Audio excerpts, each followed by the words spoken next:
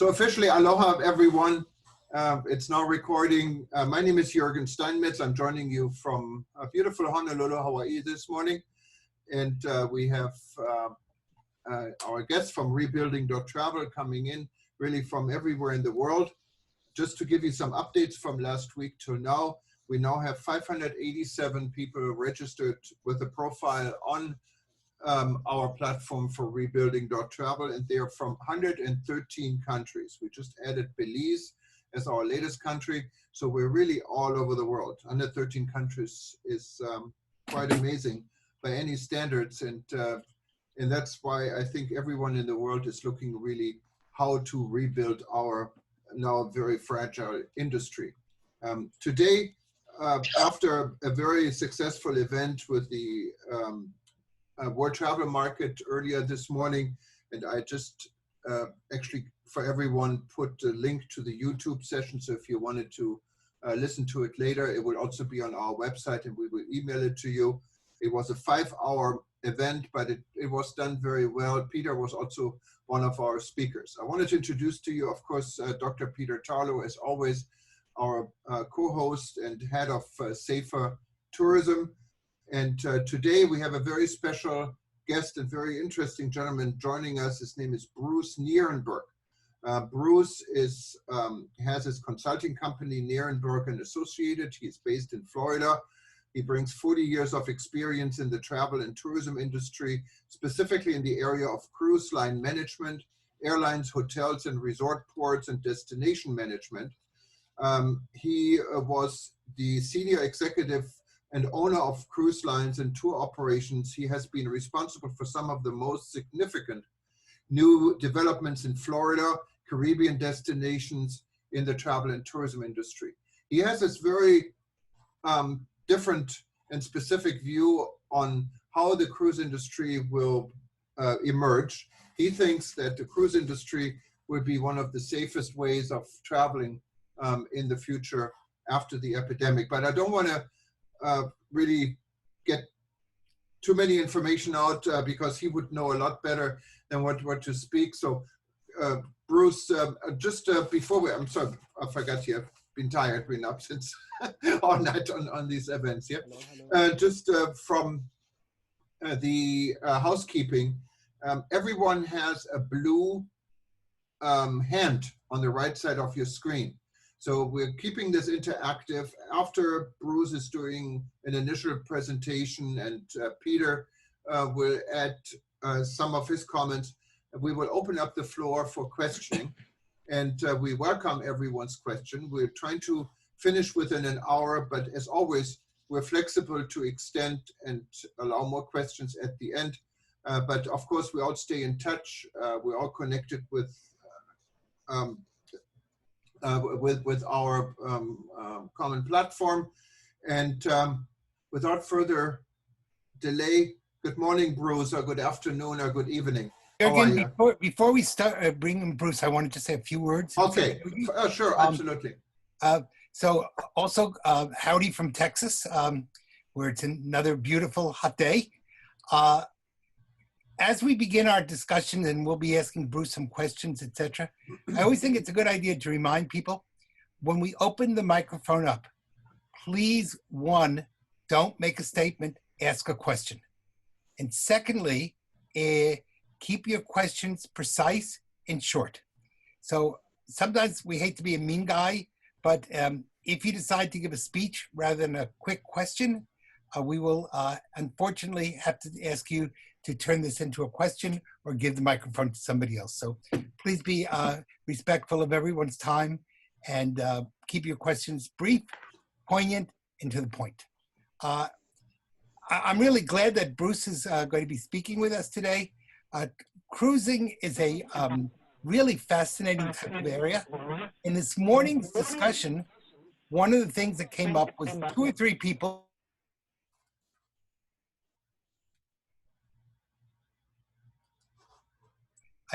all right, I just got muted also. In the morning session as that we had very early this morning in London, or Zoom London, a number of my colleagues mentioned this would be a great time to let Bruce jump in that they thought that cruises will probably not exist in 2020. And many of them thought the cruise industry was coming to the end of its life. And being someone like Bruce, who works in the Caribbean, I finished a new book on the Caribbean and Caribbean security yesterday. So, I mean, it's literally it was done. Cruises are, of course, one of the lifebloods of the Caribbean area, as they are in many other parts of the world. But the Caribbean is definitely the center of the cruise world.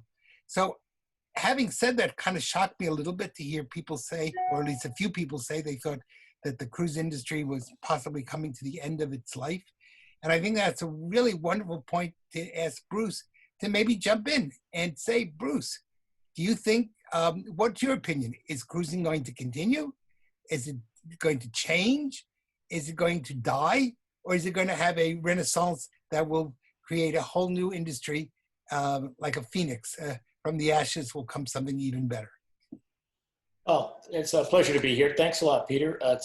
It's a great introduction because it is actually the lifeblood of the discussion that I wanted to have today. And that I've been working for the last 2 months on a list of protocols to assist my associates in the industry who I've been working with on or off for 45 years. And I've been in their positions before. I'm a consultant now, but I have run companies and I've dealt with crisis, whether it was 9/11 or the Noroviruses or other things that almost everybody, one way or the other, has dealt with. I have never seen anything like what we've experienced now. Never seen anything that's brought an industry to its knees as quickly and as thoroughly as this has. And it's not just the cruise industry, it's tourism and travel everywhere. So everybody has felt the sword. And the problem is, what are we going to do with that? What are we going to, nobody has a book that they can go to and say, what do you do when your business stops, your revenue stops, and you have no particular solution in sight? There isn't a black book for that like we have for other types of incidences that we can pull out and deal with when we have a crisis. So they've taken the time to do this, and they're working with CDC, and I believe the cruise industry will come back, and here's why. Bruce, tell people what CDC is if they don't know. So yes, that's the Center for Disease Control here in the United States, and it's the watchdog and the protector. Anytime we have outbreaks or really serious issues, these are the folks that try to get us the solutions, the vaccines and everything. They really supervise things. They're part of the HHS service in the United States, and they're some of the top minds in our field are in there. And the thing that's interesting is we have the opportunity to go ahead and totally flip a position. Matter of fact, I'm not surprised that at the conference you were this morning, people were making comments like the cruise industry is not going to make it and this, that, and the other.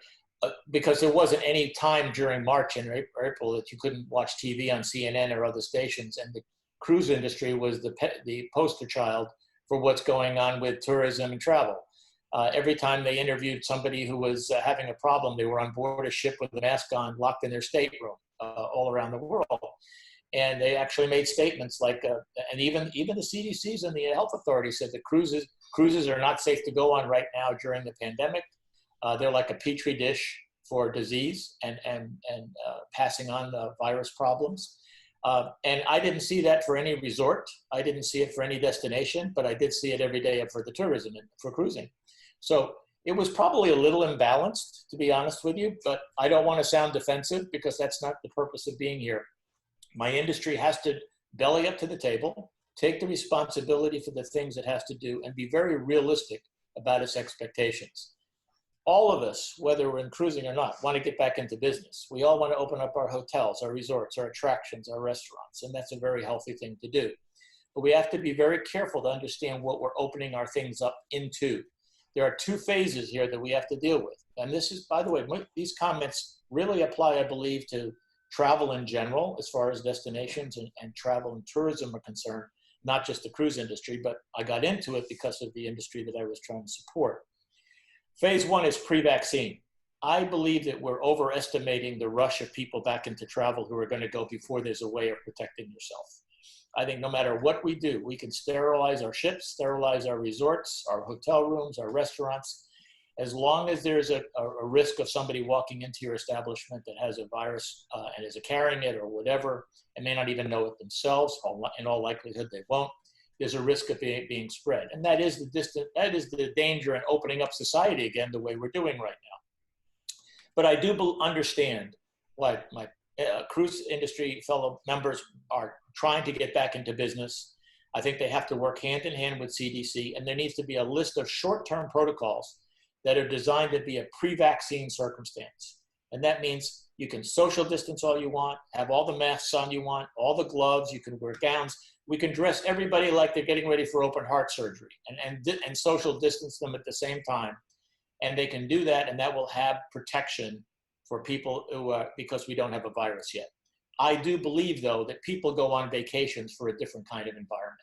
People go on to get away from daily life. They get away from their fears. They want to enjoy themselves. They don't want to think about that. And they don't want to have every time that somebody served them a meal, have the mask on their face. We have to get back to regular tourism. That's phase 2, post-vaccine. But in the beginning, cruise industries, resorts, and whatever have to do whatever they need to do to make it safe for the guest. And they can, as a matter of fact, there isn't anything they can't do that is too much. Because if the customers are protected, then the resort will do its best to avoid any contaminations going forward. So I believe that, ironically, the very thing that the media and everybody were holding the cruise industry up by the neck for being so bad at, and that is that people were confined to a vessel while the pandemic began, is the very reason it'll end up being the safest destination if the cruise industry does what it needs to do. Because the irony of it is that a cruise ship has very few entrances and exits. The people that serve all the guests on board live on the ship. They don't go home at night. A hotel or a resort or something similar, they have no control over the people that walk in and out of their properties every day. As a matter of fact, the people, most of them work there, go home at night, and then they're exposed to anything else within their community that's there. If we take care of sanitizing our physical plants and making sure that the very air we breathe and the surfaces that are touched and lived in are 100% safe all the time, and I'm talking about mostly post-vaccine at this point, then we will be in a situation where, ironically, it'll be safer to be there than any place else. So I believe the industry will come back. I think the acceleration will not take place in any size, shape, or form until after there is a vaccine. But I'm not sure that's going to be much different for anybody else at this point in time. And if they do things right, it will become popular and it will regain, because people have enjoyed cruising now for the 40 years I've been in the business, and the growth has been phenomenal. It's been a very innovative industry. The physical plants are different and exotic and growing all the time. So there isn't any reason that it shouldn't continue to grow as long as we can overcome the short-term circumstances. Bruce, that's a great introduction. It's part of my job and Jürgen's job, of course, to bring in many sides to the story and some of the problems that we will be facing. So a few of the problems that we're going to have to be thinking about and some ideas. One is that we may be putting too many of our eggs in one basket when it comes to the issue of vaccines. This is a virus that mutates. There are now approximately 12 different strains of it. So there won't be one single vaccine. It's probably going to be closer to the issue of a flu vaccine, and think about the fact, which is another form of corona. And those vaccines have to be updated on a regular basis. Sometimes they're effective and sometimes they're not. So we need to take that into consideration as how we're going to deal with that. A second idea that people, though, have had, building on what you said, is perhaps because we can't guarantee every port. And again, I'm a big supporter of cruises and a big supporter of, because I work in the Caribbean, I know how important cruises are to so many of the Caribbean countries and other places around the world as far as their economic viability. But perhaps one of the things we're going to have to start with, and it'd be interesting to get people's opinions, is maybe we're going to have to start with cruises to nowhere, where people are able to have a more hermeneutically sealed situation.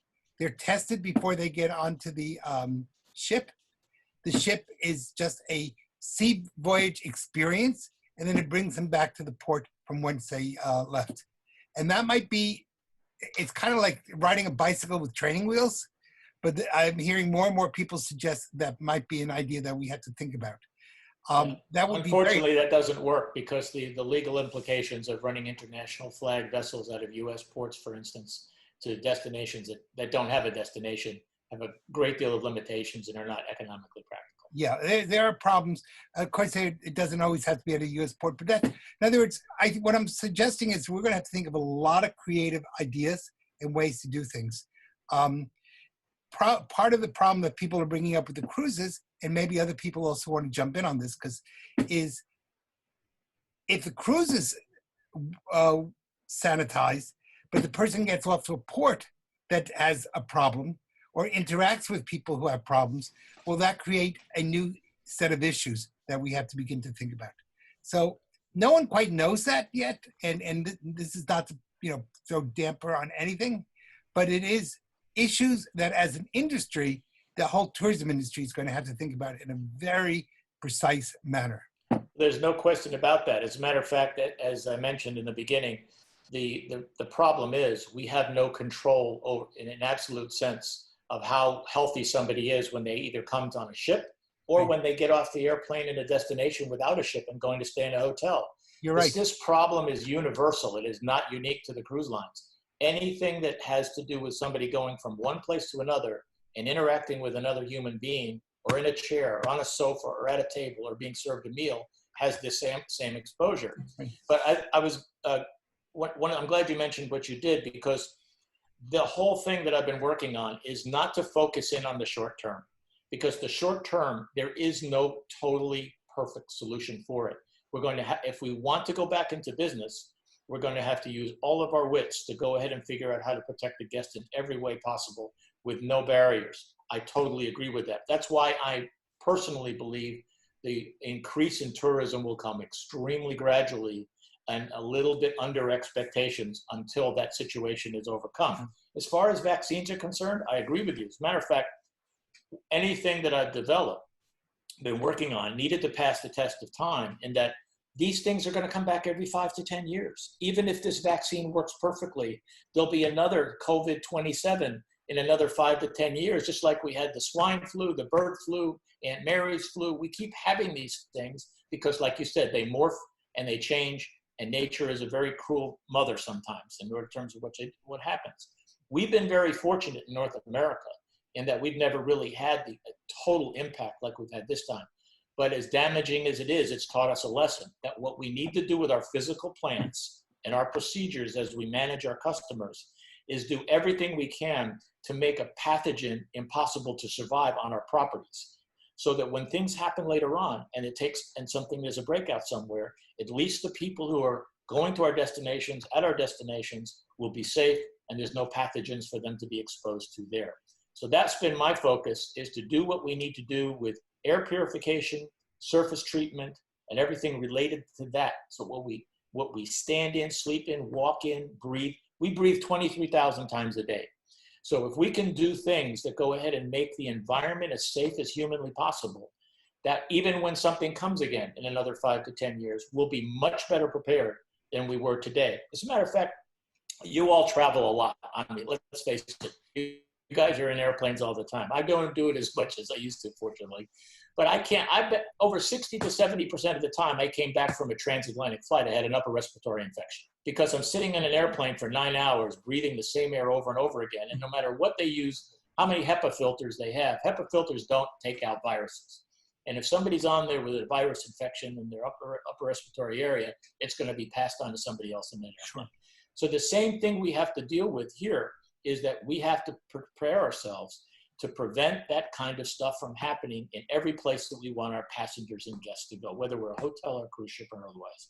So all the things that we need to focus on, in my opinion, and this is what I've suggested to my brothers in the business, but you know what, the more I thought about it, the more it applies to every destination, every resort, because we all have the same risks in one way or another, is that we've got to make ourselves as safe a place to be as possible.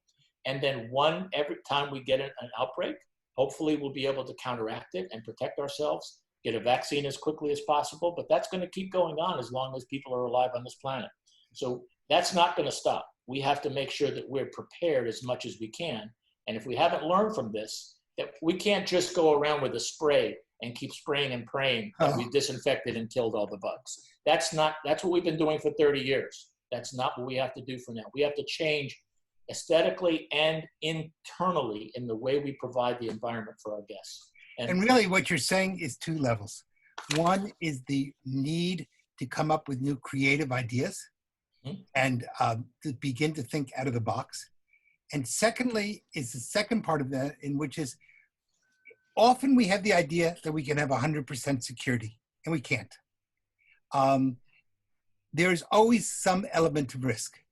When you sit in your house and watch television, there's a hypothetical risk that a plane will come through the ceiling, which actually happened to somebody in Buffalo, New York, if you remember.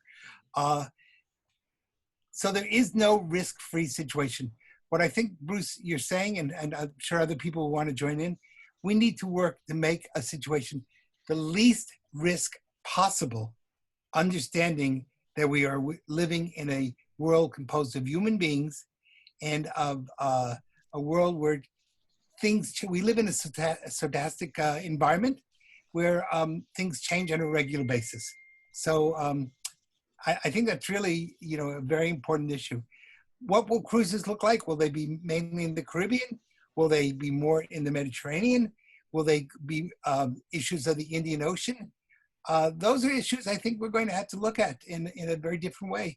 And possibly, if the cruise industry changes, how is it going to change people who live off the cruise industry? What I mean by that is ports of call that get thousands of people arriving, and that money is essential to their economic well-being. So that's going to be another issue. Very important. I can tell you that one of the biggest tasks the cruise industry has is to improve and maintain the trust of the destinations and the places that we go, because the cruise industry can't survive without healthy destinations.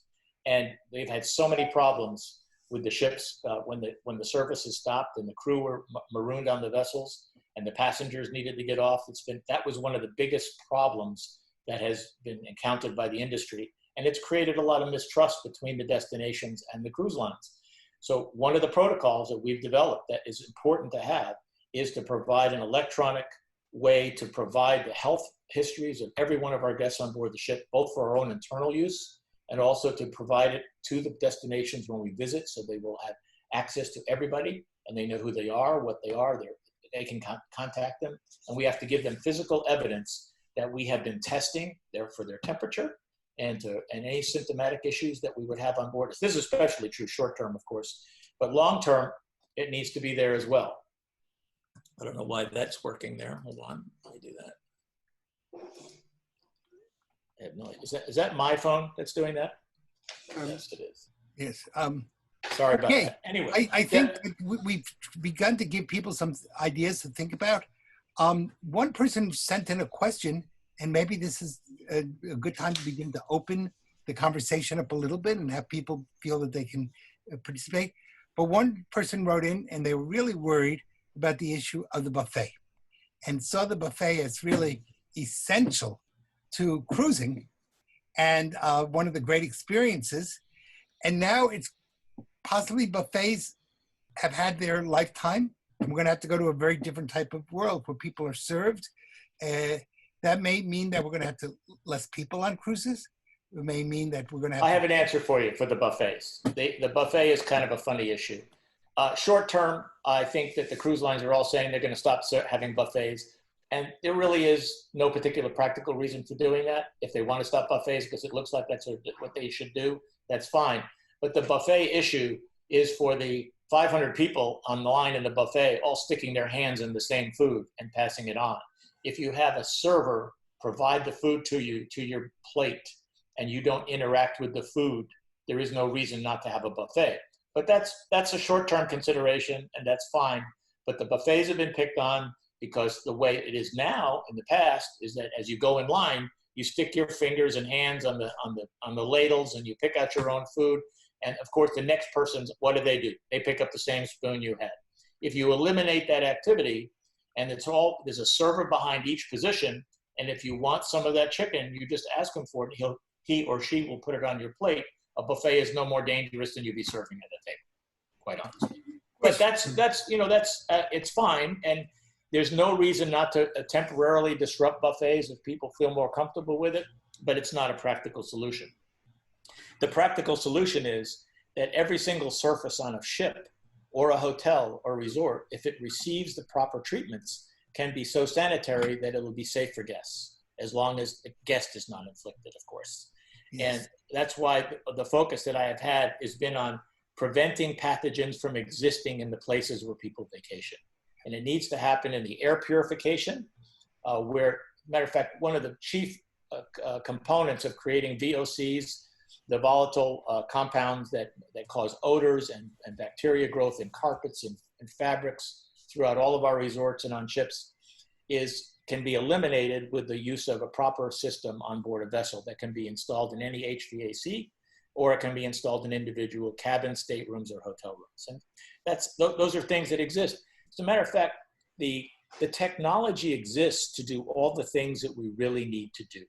It's just a question of, like you say, stepping out of the box, not to create something new, but just taking the time and making the effort to go and secure those things for our particular businesses. They're all there. There are many vendors that can provide these services. In some categories, it's just a few, but in general, if somebody wants to put a photocatalytic oxidation device inside their HVA system, which will purify the air and produce air that kills pathogens on surfaces throughout a hotel or a cruise ship, all they have to do is call the 4 or 5 people that produce those things and they can install them. If you want to go ahead and have solutions applied to the surfaces on your vessel or in your hotel that prevent pathogen growth and kill all the bacteria and are, when exposed to UV light from natural sources or otherwise, continue to kill anything that lands on it, those products are already available.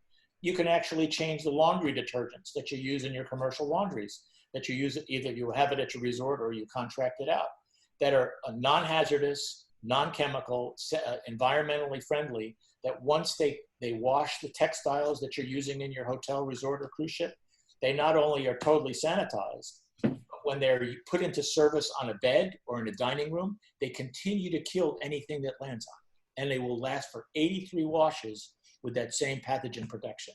These things are available today. So there are extra levels of insulation that we can give to our guests to make them comfortable. And that's the kind of thing that we need to focus in on.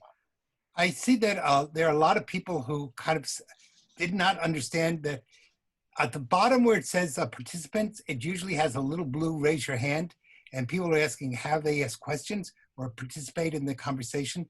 So again, where to say, at least in my form of Zoom, it'll say participants, and at the very bottom, after the last person there, you'll see raise hand, yes, no, go slower, go faster, more, etc. So if you raise your hand, that will allow us to do things. I think one of the few coming here. Pardon?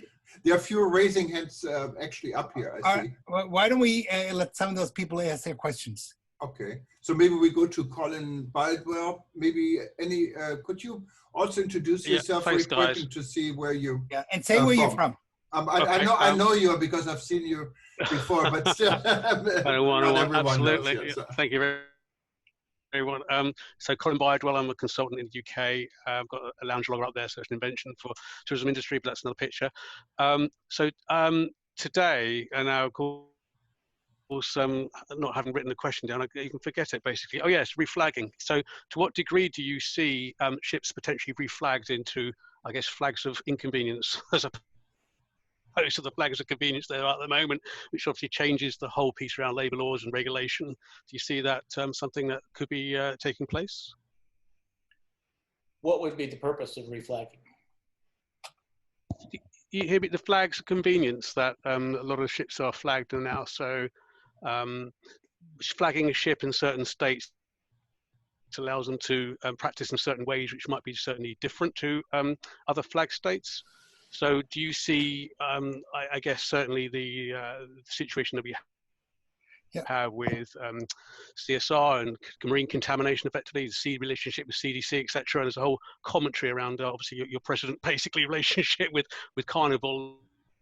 And obviously, they're under investigation at the moment.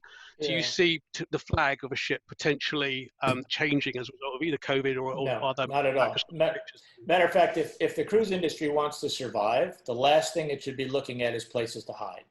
The things that they need to be doing is making sure that regardless of their flag, regardless of where they sail from, and regardless of where they go to, their physical plant and all their procedures and protocols do the maximum to protect the guest and the crew, which will also mean they're also looking out for the interests of the destinations that they go to.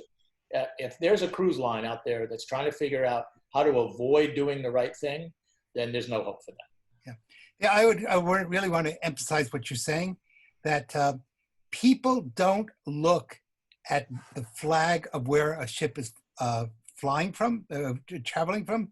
They look at the brand name and they look at the experience. And I think very few people say, this ship is registered in country A or country B. On the other hand, if ships do a poor job, in a world of hyper publicity, it's going to take very little to destroy the reputation of that particular cruise line. And so today we live in a world of 24-hour news, 7 days a week. Cruise, I think Bruce said it very well.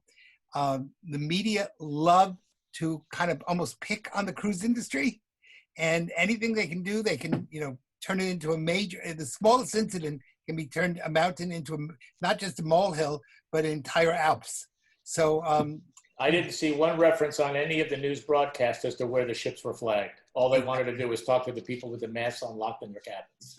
Yeah, that tends to be the way. Do we have another question? Yeah, we have two actually. We have Lori.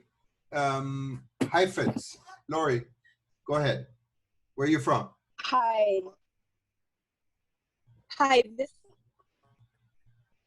Lori?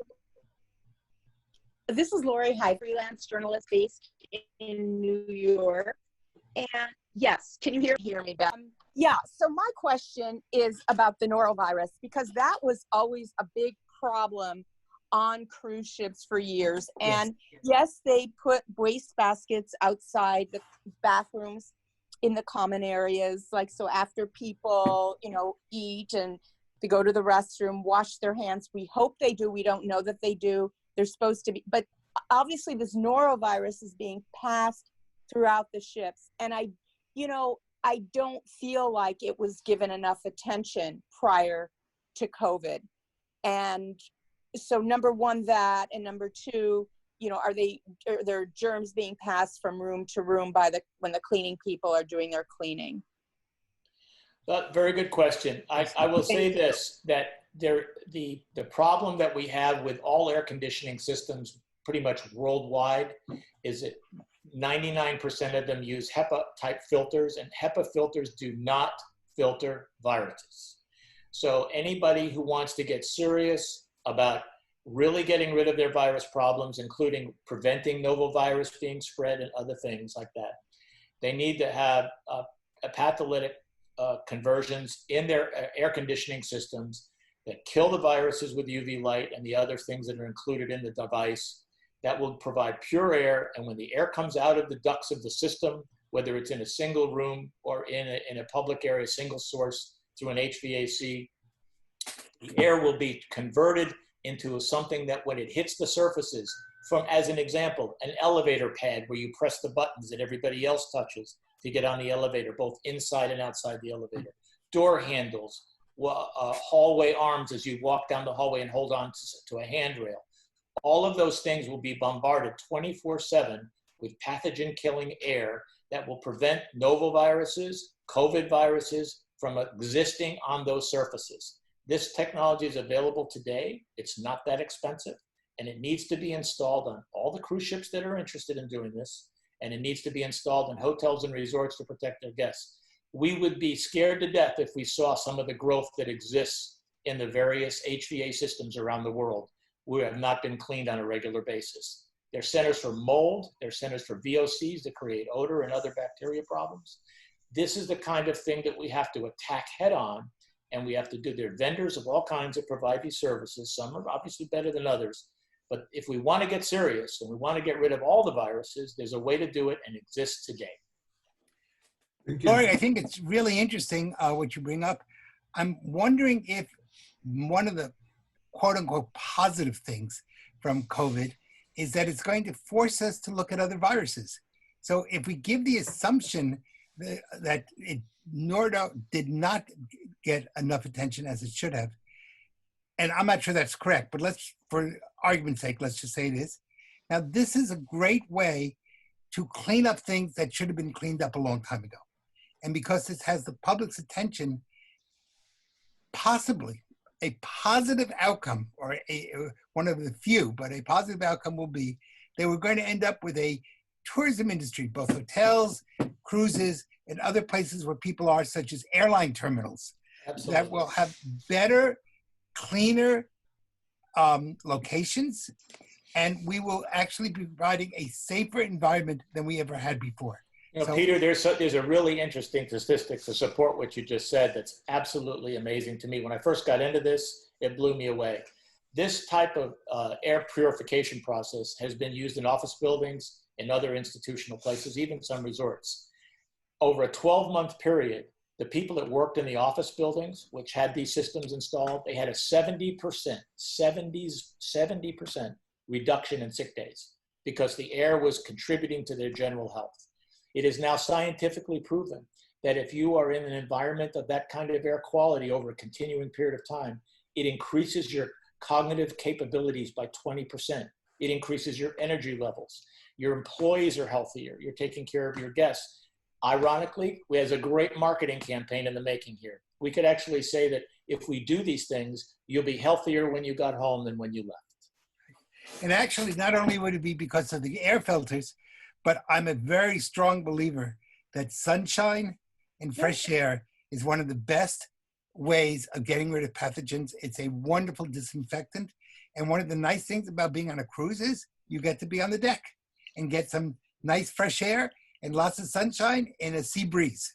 These systems, by the way, are all dependent upon UV light source to activate. So they are absolutely in line with what you're saying in that they're using the light of the sun in order to activate the program. Right, so therefore, right. It's exactly what you're talking about. Exactly. The simpler the system, the closer to nature, probably the better it's going to be. Jürgen, do we have other people wanting yes, we do. And also Denise Aliong Thomas kind of wanted to know, she wanted to have repeated the tool system to be installed in air conditioning filters. Perhaps if there's additional information, Bruce, maybe you can send it to us and we can actually add it to our website as a tool, as a resource tool. We'd be glad to do that. And anybody who would like to get the entire protocol that's been developed for the cruise industry that includes the full cycle, it's a total solution. It's not just the air, that's one of it. It's the surfaces, it's the laundry processes in order to contribute that kind of circumstance. If they want to just email me, I'll be glad to send it to them as well. Okay, wonderful. Yeah, it's probably easiest to put it on the website and we have your contact information either way as well. We also had May Hintz raising her hand. May, where are you from? Go ahead. I'm from, good afternoon, everyone. I'm from Barbados. Hi, good afternoon, everyone. Is the presenter finished though with the presentation? Because I don't want to preempt what he might be going to say with my question. No, ask your question. And by the way, if I could give a compliment to Barbados, I just finished a book dealing with health and issues like that in the Caribbean. Barbados was considered one of the best healthy places in the Caribbean. You got an A1 rating. Well, thank you. And thank you on behalf of all of Barbados. I want to turn to the employees on the cruise ships because there are thousands of employees on cruise ships, berth in at least one country in the Caribbean, I call no name that I know of. And I wonder if Mr. Nirenberg, did I pronounce your name correctly, sir? Good enough. Okay, sorry about that. That's I okay. wonder if there might be any statistics available at this time on the health and wellness of those employees on cruise ships. That's my question. Okay, that's a very good question. As a matter of fact, this whole pandemic has brought a very much needed attention to crew welfare and crew safety around the world. And it's on the top of the list of everything that we're all considering in the industry. All of the things that I've been mentioning here as concepts are designed to treat passengers and crew equally, and that anything that's good for the passenger is going to be the same experience the crew member has. So that if we put the air conditioning system in the right position and all the surfaces on the ship and all the laundered textiles in the vessel, the crew and the passengers use these same things. They walk in the same halls. They will be having food cooked and prepared in the same areas. So they will receive the same benefits as a passenger, which is very much needed. The other thing that they're doing is creating a new protocol for the hiring of crew members and the physicals that are required and the frequency of those physicals are required, not only to protect the ship and the guests that they're going to take care of, but also themselves. A lot of our crew members come from different parts of the world, and some of the health services available in their home countries are not up to necessarily the world standards. So they may not have received the right vaccines or the personal protections that we all benefit from in our societies here. So what we're going to do is make sure that we do a full series with all of our new employees on board the ships in the proper, if the cruise lines follow the protocols that have been suggested, so that we will increase the availability of all health services to the staff so that they will have the same healthy opportunities as any passenger walking on the ship. And we're also going to have a testing protocol using temperatures, which are some new devices that are absolutely amazing. We're going to have our guests have their temperature read, not just when they get on board the ship, but there's going to be a health protocol app on their smartphones that's going to be able to log in their temperature at that moment, also before they left their homes where they live. And then every day, they automatically can just walk by this device and just wave at it, and it will measure their temperature again within 0.1% accuracy. And it takes a total of 0.2 of a second to have the process done. All of your readings, and this is for passengers and crew, will be stored in the cloud on board the ship with the medical officer. And if anybody spikes, they will be automatically notified, and they'll be able to go to the guest or the crew member and ask them how they're feeling and make sure that they're fine. So there really is an enormously new, intense attention to the crew welfare, and it's way overdue. It's something that's needed. And, you know, there are people that work for us in any line of business, destinations, hotels, resort ships. They're our most valuable commodity because they're the ones that interact with our customers. And it makes all the sense in the world to me, it always has, that we should take the best care of them of all because they're the ones that are out there representing us every day. Okay, sir. So bear with me because I live on a hill and I see cruise ships every day, every morning, open my windows. I'm not very far from the port here in this country. What exactly might be happening now with 2,000 cruise employees on a cruise ship? You know, they're basically in one location. What might be some of the things that's happening with those employees on the cruise ships at this time? You mean the ones that are stuck on the vessels? Yes, yes. Yes, yeah, well that's, I'm not going to pass the buck because I'm not running a ship right now, so I can't accurately tell you exactly what their protocols are, what they're doing right now to remove that problem. I do know that it's been an enormous task to get those crew members off the ship safely and back to their homes. The biggest problem has been with the destinations in terms of they have not been exactly welcoming the people ashore because of the concerns of whether those people would be coming ashore and be involved with the disease themselves. Mm-hmm. So I understand the destination, but the cruise line would like nothing better than for the crew member to be able to go home. So it's not the cruise line that's doing that, it's the destination that's doing it. And I'm not saying they shouldn't, but I just wanted you to know it's a problem that is shared by the destination and the cruise line. And the horrible thing is the crew member is the one that's really feeling the problem, and that they're not able to go home. Their families are worried about them. Cruise ships can be fun, but if you're stuck out there for 3 months, it's not all that exciting. So it's something that is unfortunate. It's a derivative of what we've all just gone through. Not all of them, I believe, have still been able to get off the vessel. They've made some major progress, but it's a huge problem, and it's a combination of the destination being concerned and the inability to get the people ashore. Yeah. Thank you. Yes, and there's, you know, along with that, there's some other issues that we're going to have to think about. For example, if somebody does go ashore, get sick, whose responsibility will it be to deal with that person who's sick now on shore? Secondly, there are going to be all sorts of issues of, God forbid, there's a second wave of COVID-19. Lots of people believe, not necessarily true, we don't know this, that this coming fall, a second major wave may hit us. And even if we're able to create the health situations, will people panic? Because part of security is not only reality, but it's also perception. And so therefore, if people panic, that's going to have a whole different way of doing things. And there's really two groups of people. One are the passengers and the companies, and the other are the people in the public sector, government officials, who may, for political reasons, think, nope, I just need to close everything down. So there are lots of questions we don't know. One of the things in Africa that I've discussed is people are trying to create protocols for African countries. And I asked the question, how many hospitals do we have? How quickly can you get me to a hospital? How many ventilators are there? How much medicine do we have? How many doctors do we have trained dealing with these forms of diseases? So these are all issues that it's very complicated, and there's lots of sides to it that we're going to have to think back. And the reality is, what is true today may not necessarily be true tomorrow. That's you have the pre-vaccine and post-vaccine situation there too. Yeah. Until we have the ability to protect ourselves and have people come on board the ship protected and not carrying the disease, right, these risks are obviously greater.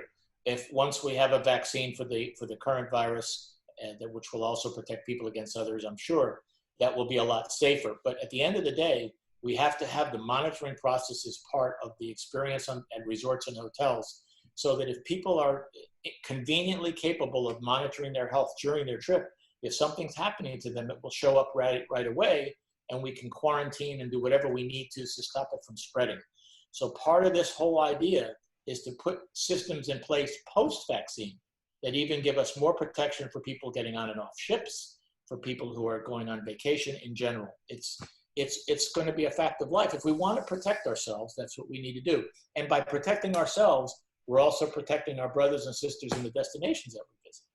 Yeah. And that is definitely a very hot subject, also protecting the population. I know here in Hawaii, we have been very careful, and we have been very fortunate with having the lowest number of any U.S. State when it comes to infections, but we also closed our tourism industry completely, what is our largest part of the economy. And anytime a cruise ship arrived, everyone here in my neighborhood, I can see the harbor as well as Macon, is in a state of panic. I said, oh my God, we're going to have more sick people coming into the state.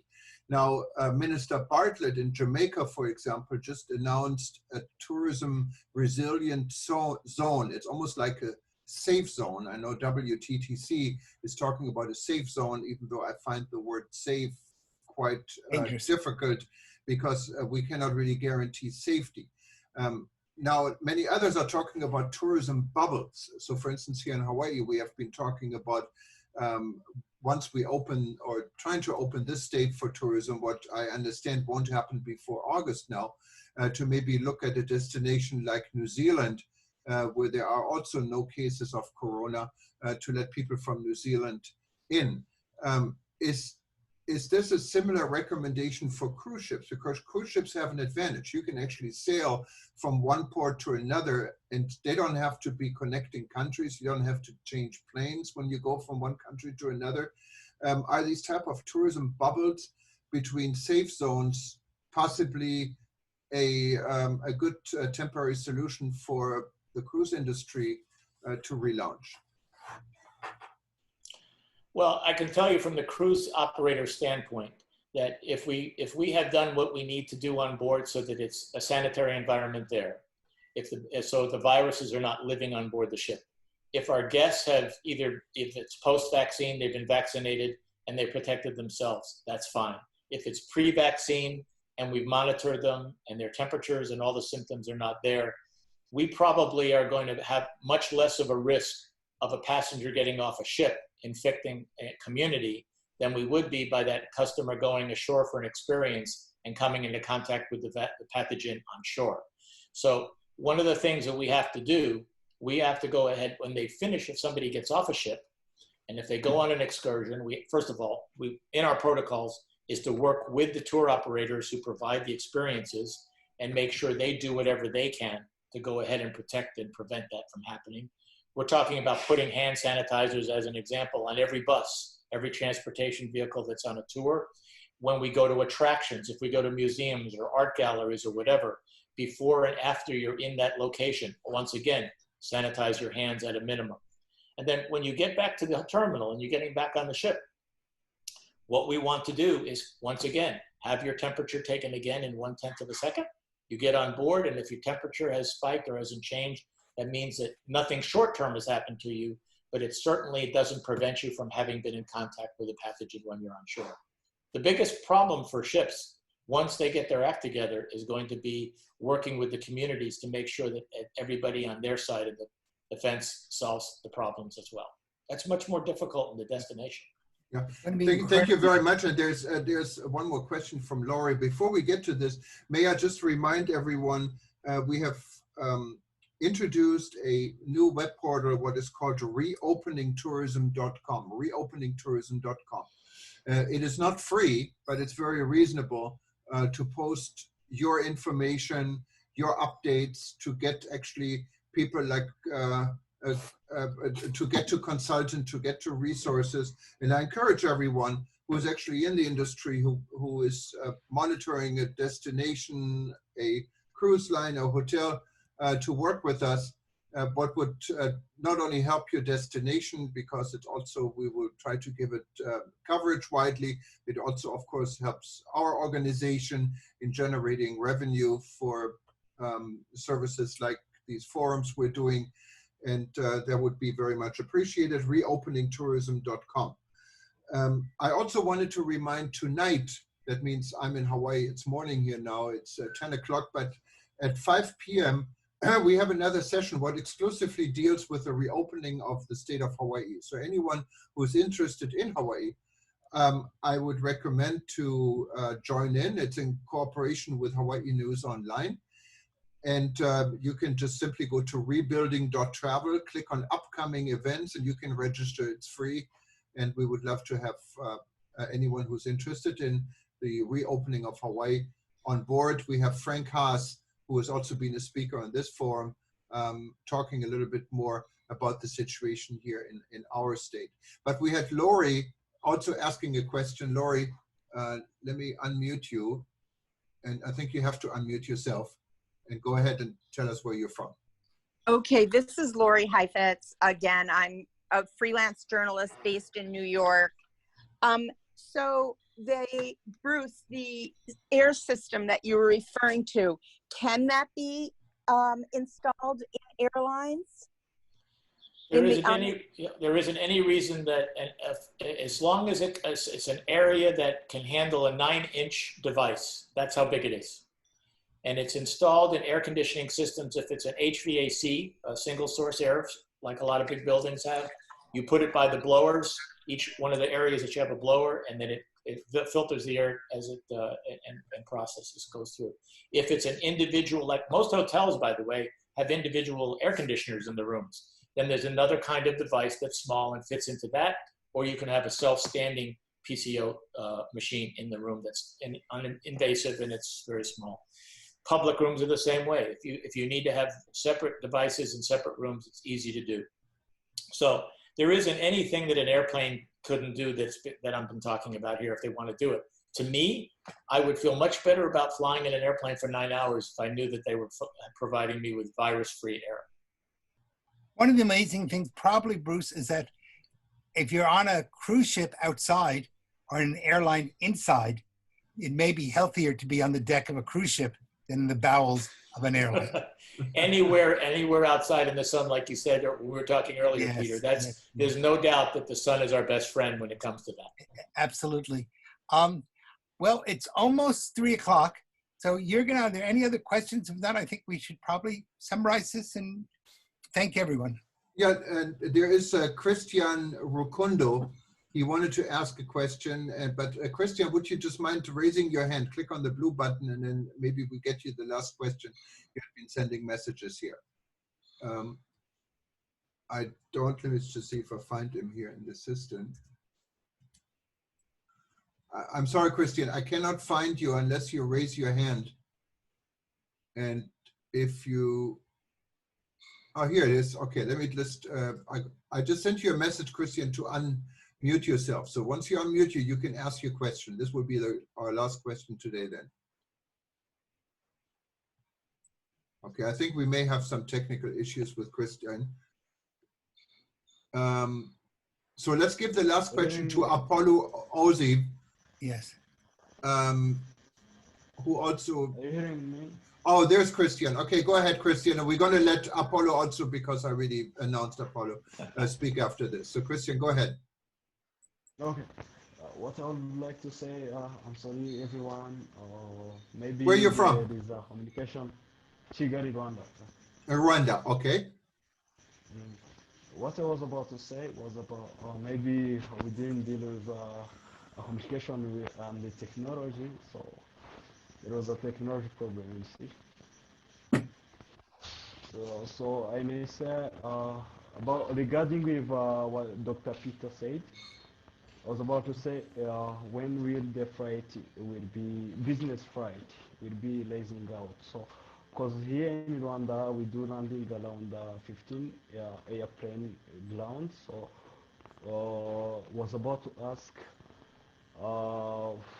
when will be other sightseeing like as in tourism industry, when will be fighting back from those destinations.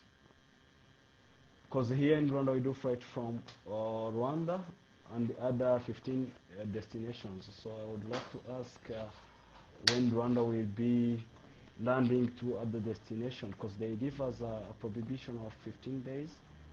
So we just still waiting for those 15 days. But in Italian, where there is a high crisis of or high cases of COVID-19, they already started the flight businesses. So we would like to ask when those flights will be landing, and even the parks here are closed. So we'd like to ask if you guys, even the parks, yes, doctor. You know, each place is going to be different. And I don't think you should ever take a date as firm. I think to a great extent, we can say that when we see it taking place, we know it's happening. But until it happens, governments can change their mind up to the last moments. And we're seeing this around the world where people think they're opening, they're not opening, they're planning, they close. So I would not I would plan for the future in a positive way, but I would also not put all my eggs in one basket. And I would not be shocked if what I expected to happen didn't happen. So take risks, but know there's always a risk involved. But I don't think only God can really tell us when things will happen in the future. Only God, yeah, sure. But doctor, I'm sorry. Here we do have many internationals or experts, let me call it experts, who are doing a business here in Rwanda, but they always asking for the business flight. So I'd like to just... I can't hear you anymore, I'm sorry. Ask a special flight who can take them for... Are you hearing me? No, sir. We have a very bad connection. But Christian, what you can do is yeah, go ahead. I think now we can hear you again. Yeah, I'm hearing him, but I don't know if he... Christian, maybe if you can just type your question in chat or email it, I will also give it to Peter to respond. Yeah, in the chat, or you can send us go to the website and on the contact form, and we make sure we get you a response, because we have a lot of background noise from you. But so we wait for this and we make sure Peter and Bruce gets your question. And we have Apollo Osive. Sure, thank you. Thank you, Peter. Thank you. We have Apollo Osive. Apollo, where are you from? Go ahead. Okay, good evening. My name is Apollo Osewe. I'm a Kenyan. I'm from Kenya. I'm part of the African Tourism Board. Yes, we know. I'm hoping, yes, and I'm hoping I get to learn and get to achieve developing some of the tourism products for the cruisers who will be coming in into different countries. And I'm hoping, I'm seeing that this will need a lot of teamwork, a lot of communication and networking, and truthfulness, so that everything becomes efficient and long term as well. It's And not. so, Apollo, what is your question? It's a comment, not a No, question. wait, do you have a question? Because this is really meant for questions. Oh, sorry. So Peter, I think there's a question within his comment, in that what is the opportunity that exists today to have some of these new technologies come to areas such as Kenya and other parts of the world that have not had access to them as often as we would like. There is nothing that we've talked about today that is not available. And anybody who checks the website, and Jürgen will go ahead and have the contact information. I'll be glad to send you the information on the types of technology that can be used in resorts and attractions, hotels, whatever. It has nothing to do with ships. It's all about making it safe in the air we breathe and the surfaces we use. And it is available to you today. So if you check the website, Jürgen will have the contact and we'll get it to you. I thank you very much. I know we had, we said it was the last word. We had Siad patiently waiting also, and I saw Siad's question coming in before. So let's give him the very last word before we wrap it up today. Siad, if you can unmute your microphone and tell us where you're from. I'm from Canada, Calgary, Moon Travel. My question is, usually what happens is a client and passenger on board, before they get board or on, is there any way we can put a question of their health condition if they have been infected or through some virus, or before they go in to a ship? Absolutely. And Sure. as a matter of fact, that's a major thing that's going to be added to the protocols of all the cruise lines. I haven't run into one cruise line, big or small, that is not intending to take a complete health history for their passengers before they come, even before they leave their homes. They want them to fill out the forms, send it into the cruise line, so it's part of their personal file on board the ship. In addition to that, the technology that's now available will allow the customer, while they're at home in Calgary or anywhere else, if they bought the trip and they want to go, they will be able to free download an app on their smartphones. That same information for their health will be loaded into that. And then they will be able to take their temperature at home and be able to enter that into their smartphone. And then when they get to the cruise, they'll have their temperature taken again. And then every day while they're on board, without touching anything, they will be able to add that to their smartphone, and they will have a running history of how their temperature and everything is going. And if there's a problem, it'll pop up, and the medical officer on the ship will know it from the digital feed, and he can go talk to the passenger or the crew member and ask them how they are. All right, perfect. Thank you very much for detailing. It's a very important issue. Kindly just share your website name or address, website address. It'll be on the Jürgen site, but it's just use shipbruce@gmail.com. Shipbruce. Right. Just the way it sounds. All right, perfect. I thank you very much. Yes, thanks for the question. Thank you. Yeah, and I think, Peter, unless you have something else, we're pretty much at the end of our session. I think we both want to thank Bruce for sharing with us today. Please know that every Wednesday at this time, wherever your time is in the world, we try to have a fascinating YouTube discussion. It will also be put, today's discussion will be on YouTube, so you'll be able to go back and listen to it again. Please contact us. Let us know people, if you're interested in either participating or you'd like a particular subject to be brought up, write us. Go to our website and let us know this is a subject that will be of interest to you.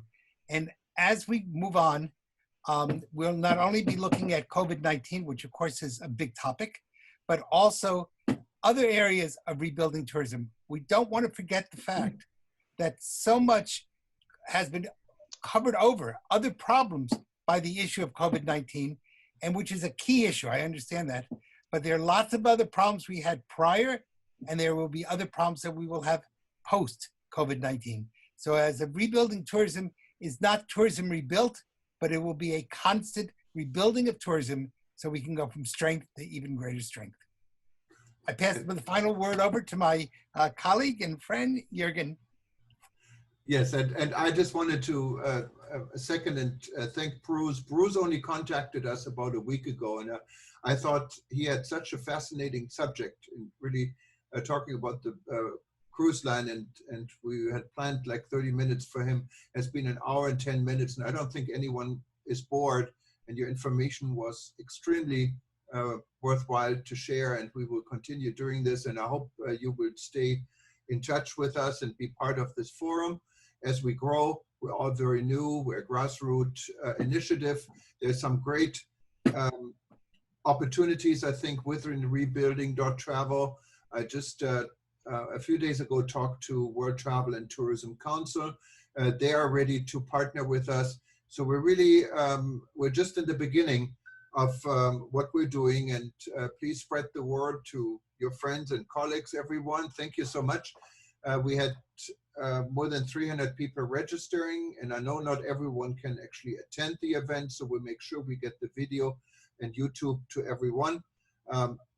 What Peter says, we will be here actually every week on Wednesday. However, every other week we're going to be on Wednesday at daytime. What is it?